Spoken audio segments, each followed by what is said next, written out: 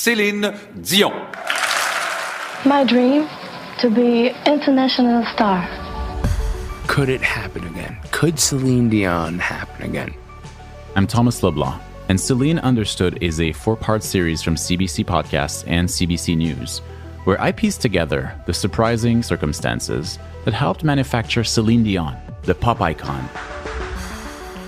Céline Understood, available wherever you get your podcasts.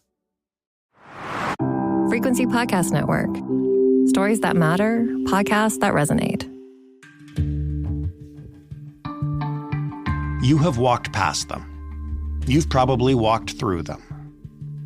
It is impossible to live in a Canadian city today without coming face to face with the results of the housing crisis, the drug crisis, and the pandemic in the now familiar form of tents in a park. How much do any of us know, though, about what goes on in these encampments? About who exactly is living in them? There's definitely a lot that we think goes on there, especially when our fellow citizens call on police and politicians to get those tents out of their neighborhoods. Drug trafficking, firearms, break and enter, theft, assaults, fighting, intimidation, garbage, public defecation. Listen, nobody denies that these encampments can be unsafe. Even the people living in them would agree with that. But again, there's a lot you and I don't know, because the issue has become so politicized. It can be almost impossible to get a real inside look.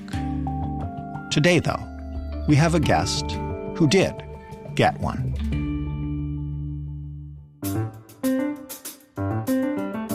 I'm Jordan Heath Rawlings. This is The Big Story.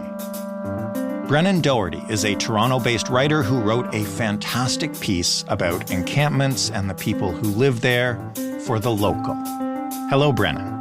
Thank you for having me. Really appreciate it. You are most welcome. As I mentioned, it's one of the best pieces I've read about actual life inside these encampments rather than how the rest of the city views them from the outside. Yeah, no, it's thank you. Yeah, it was a real pleasure to be able to do this and to really get the time to sit and listen to people in these encampments as opposed to kind of doing the parachute journalism that we're sometimes forced to do and often doesn't produce terribly great work. Well, why don't you start by telling us, I guess, about the person you probably spent the most time with.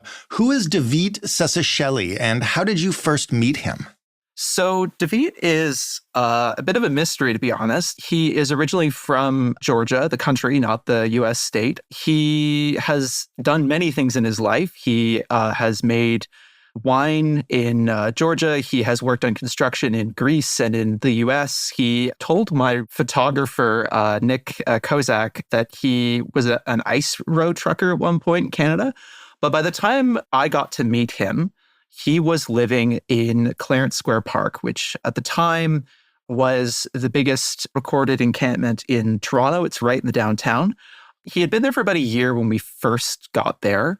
And I guess I would describe him for people who maybe haven't seen the photographs or haven't met him, is he's actually he seems very quiet and surly, but he's actually got this very warm personality.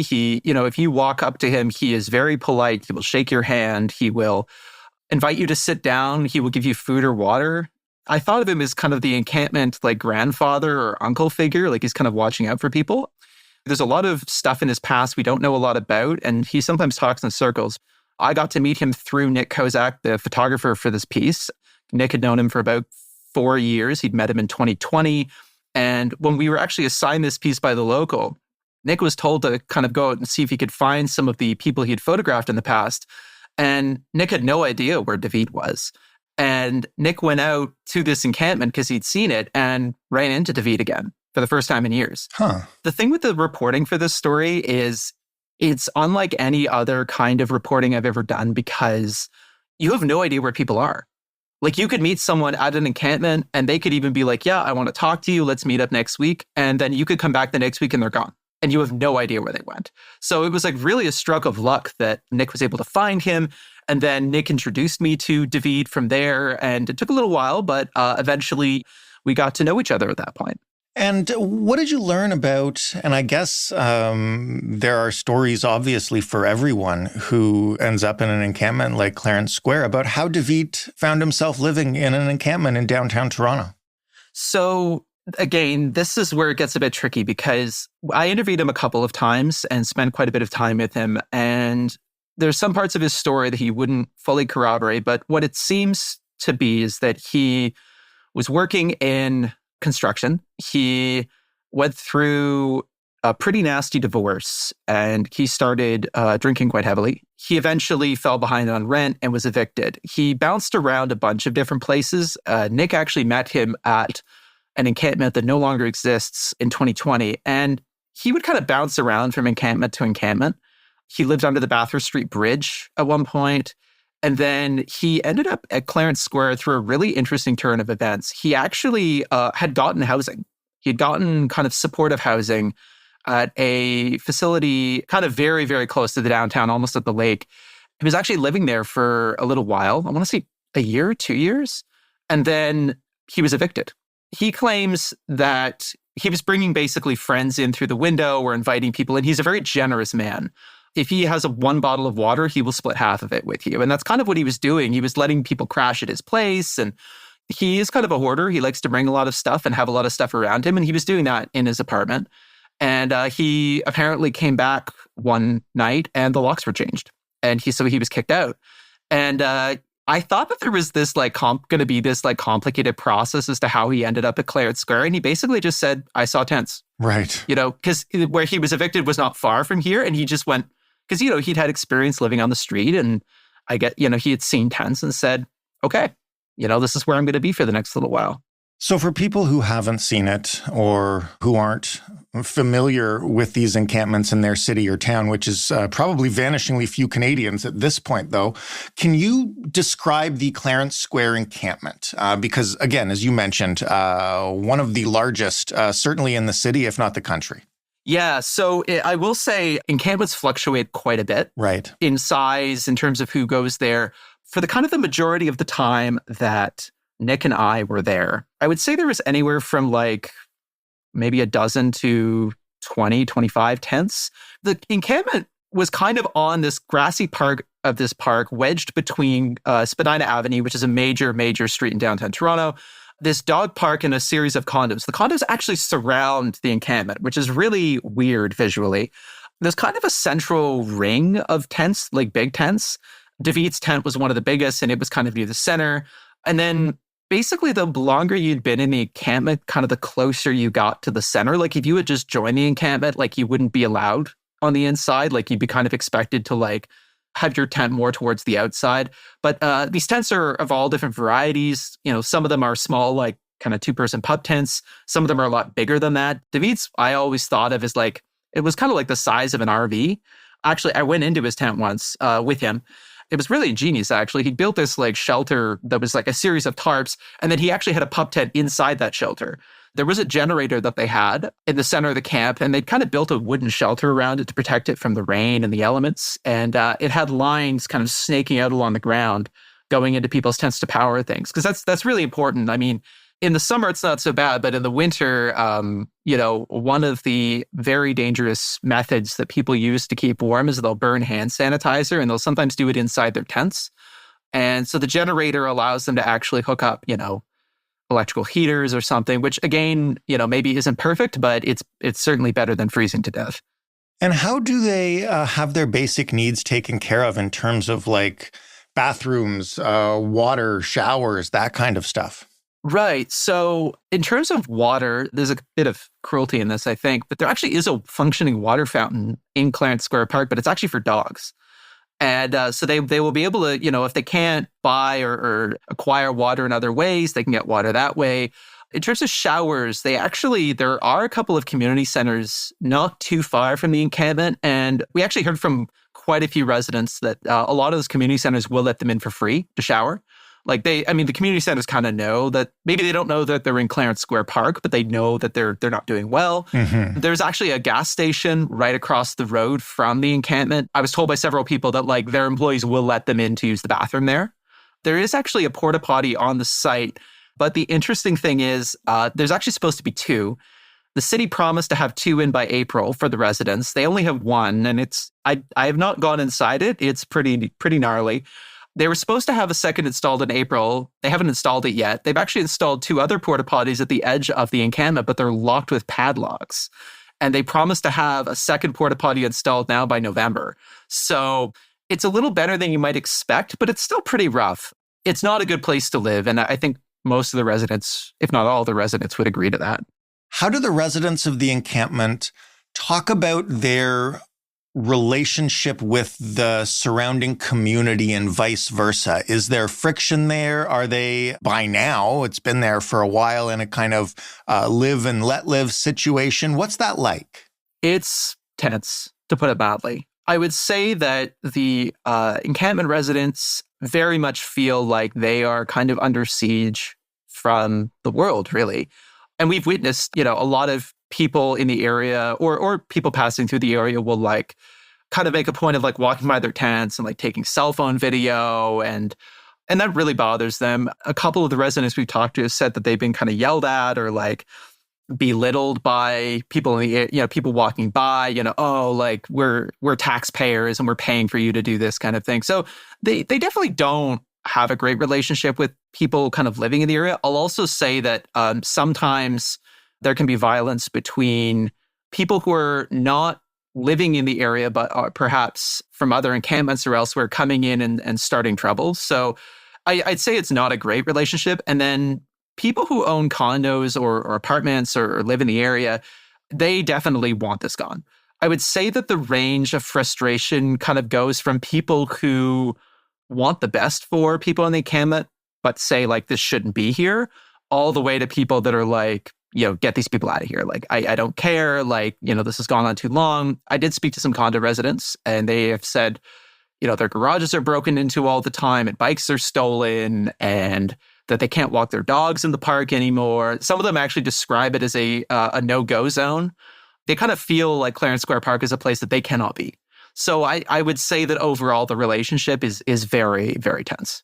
What do residents of encampments say about why they stay there, as opposed to a city-run shelter or other options, if those options even exist? Yeah, so I will say that almost no one really wants to be in encampments. It is not a free and happy choice that they make. It is a choice of desperation. But I will say that they often choose to go in encampments over city shelters because, for a couple of reasons. One, there may not be capacity in city shelters. They may have no other option.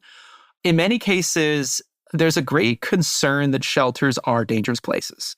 And in some ways, I get it. If you're cramming, in some cases, a couple of dozen people who don't know each other and who are honestly having the worst days of their lives into one room, you're imposing kind of restrictions on them that a lot of us would actually compare to prison. You can't be out after 10 p.m., lights out are at a certain time. You can't bring pets with you. You can't have a drink or whatever. And I don't just mean you can't get drunk. I mean you can't have anything.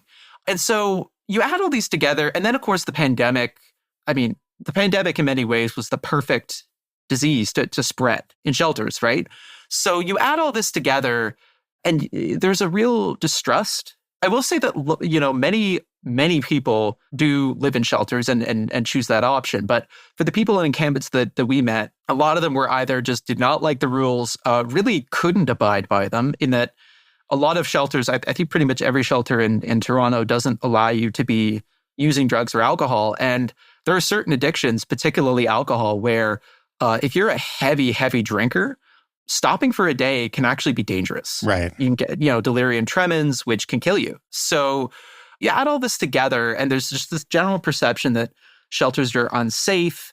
They're not friendly places. They're not good places. And honestly, you don't get a guaranteed spot in a shelter for long sometimes. So you might have this situation of, I have a bed for a week, but am I going to get it next week? I don't know. And an encampment, in a weird way, offers a kind of stability. So yeah, there's a bunch of different reasons, but those are some of the big ones. The encampment offers stability unless police show up and clear the whole thing out, which camps in Toronto and in other cities have seen. What is the current policy on that? How often does that happen? I know the high-profile ones were maybe a couple of years ago. What's going on right now with that? So the city has what it calls kind of a human rights approach based to encampments, which is it's kind of more or less committed to trying to find shelter, housing, addiction, and health supports to people in encampments now. And this is especially true for the big encampments. So they don't necessarily call it out in city documents, but it seems pretty clear that there were a series of very violent encampment evictions in the summer of 2021 in Toronto. Right. And the backlash from, honestly, a lot of ordinary people was overwhelming. Like, this was well before I started working on the story. And I remember, like, a lot of my friends, some of whom were not news readers, being like, what is going on? Why are we doing this? So the city has kind of changed tack, or says it's changed tack. And it's started trying to do what it sees as kind of like pretty proactive outreach to people, trying to get them on housing lists, trying to get them indoors, trying to get them to seek offers of shelter. And that is a big change from, 2021, where they were offering shelter, but it was during the height of the pandemic and there weren't many options. And if people didn't accept, the kind of initial response is, well, we're just going to clear you out of the park. What we're seeing now is kind of a little more subtle in that as much as the city says it's taking a human rights approach to encampments, they are still leaving themselves room to evict people. And they are still doing that on a smaller scale. So Clarence Square Park, for instance, over the course of reporting this story, didn't have a mass scale clearing like we saw at Trinity Bellwoods Park, which is one of the big parks in Toronto. But it did, the city would come in and say, oh, well, David's tent is unsanitary or unhealthy, so we're going to bulldoze it. And they did, actually, towards the end of our reporting process. Now, he did have another one and he was able to stay. But they're not going to clear the whole encampment, but they'll clear parts of it. Or what often happens with very small encampments, like we're talking 2, 3, 4 people, is they'll just clear the whole thing. They don't say this in documents, so I am kind of extrapolating from what I've read. But it does seem to me that the city is trying to ensure that encampments cannot grow big enough to the point where they would have to do something like they did in 2021.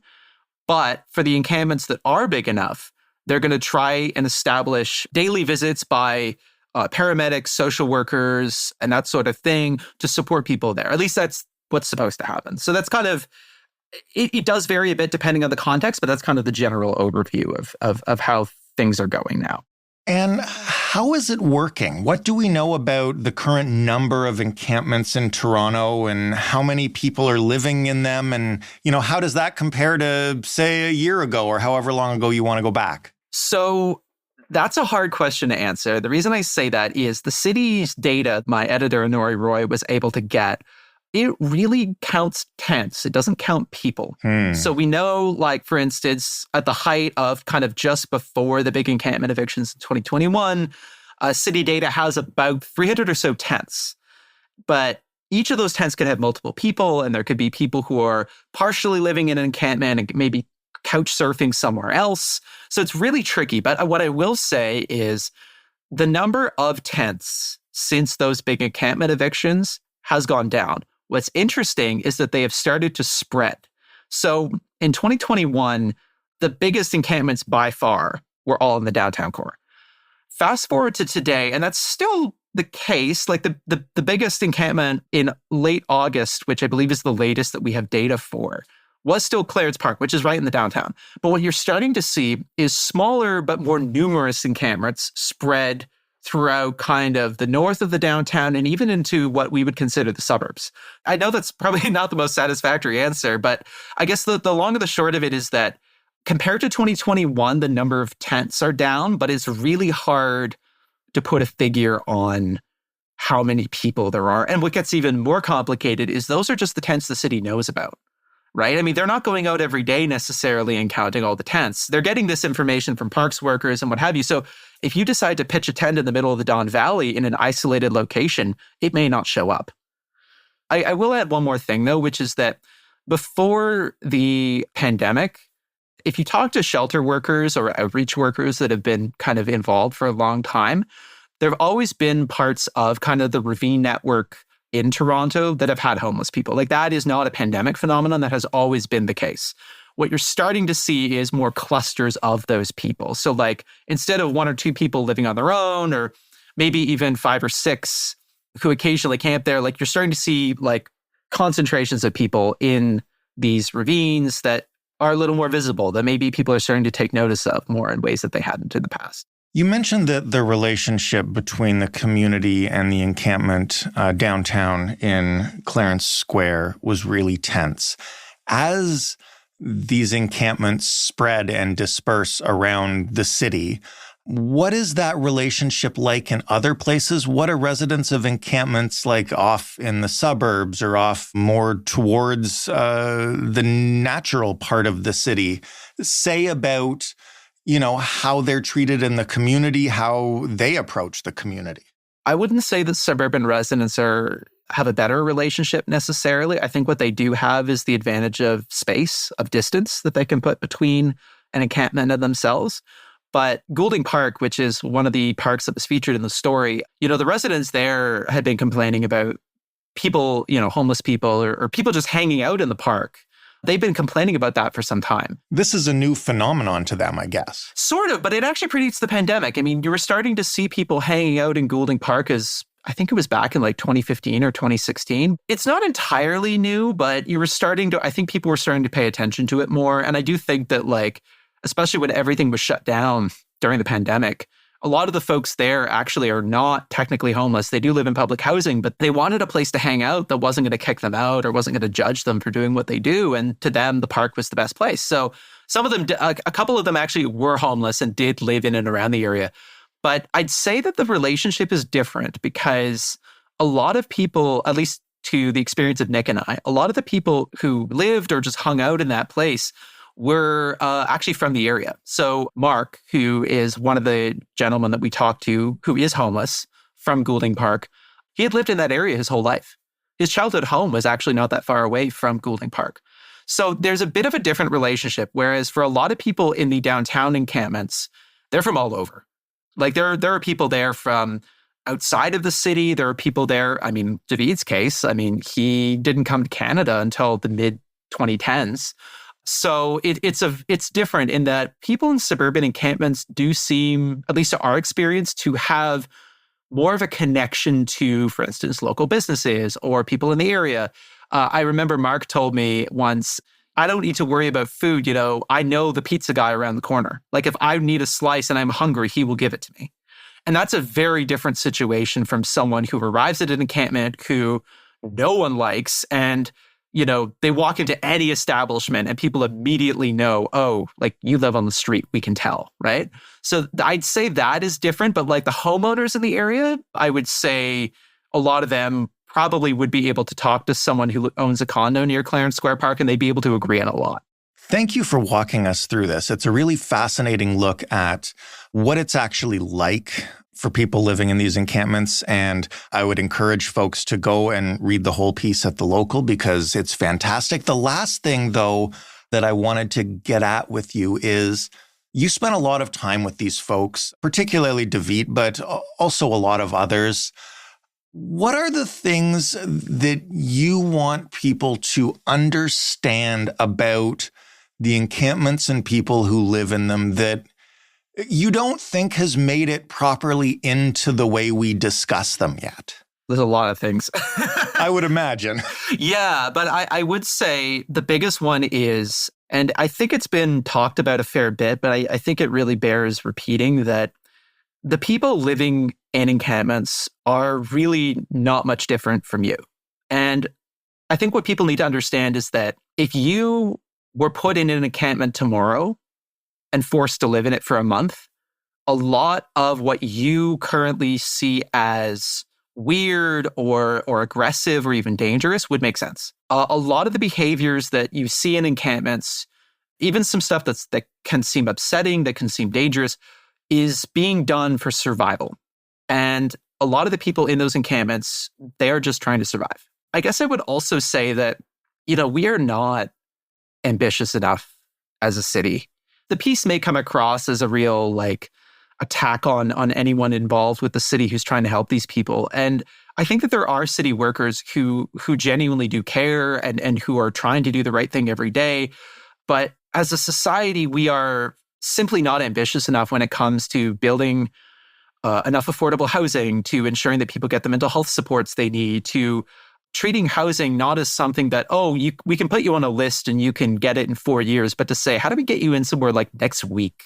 And that's a really tall ask. Like, I'm just a writer. I am not a policymaker, but I think people really need to treat that with an urgency that I don't know if we are. I mean, even the people who talk about wanting housing and wanting that, I mean, we can't work on a timeline of years or decades. We have to think about it in like weeks or months.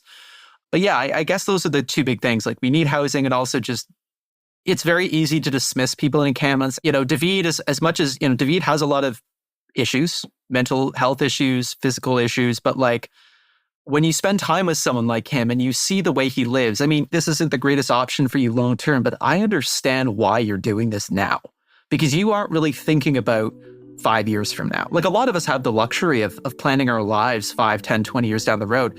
He's thinking about, like, what do I do today or tomorrow? So yeah, I guess those are the two things I'd leave people with. Brennan, thank you again. Really appreciate you making the time for us. And again, great work. Thank you for having me. Really appreciate it.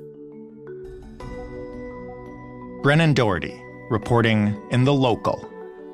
That was The Big Story. For more, you can head to thebigstorypodcast.ca.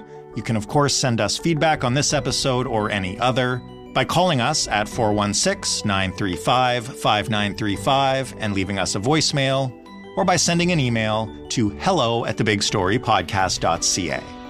We're available in all your favorite podcast players, and as you may know, all your smart speakers just ask them to play The Big Story Podcast.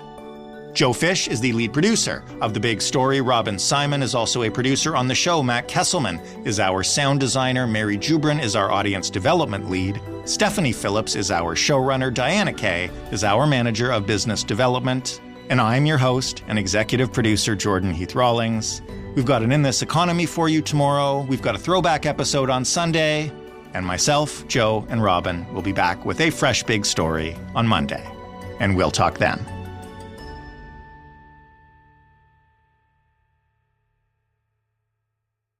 Céline Dion. My dream, to be international star. Could it happen again? Could Celine Dion happen again? I'm Thomas Leblanc, and Celine Understood is a 4-part series from CBC Podcasts and CBC News, where I piece together the surprising circumstances that helped manufacture Celine Dion, the pop icon. Celine Understood, available wherever you get your podcasts.